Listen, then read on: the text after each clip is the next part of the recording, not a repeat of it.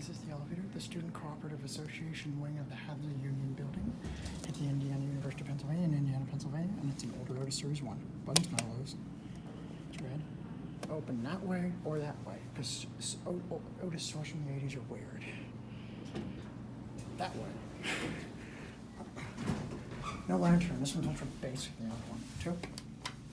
No chimes or beeps unless there's a flipper. Here you go, that's really dim and light green.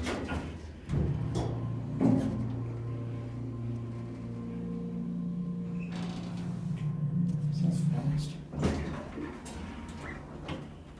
Back down the road. Door calls on this one instantly. No phone.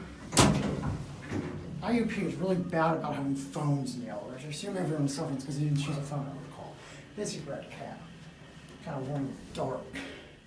Back one. I think the second floor of this building might connect to the main Hadley Union building, Hub building. No social distancing marks in this elevator, that's interesting.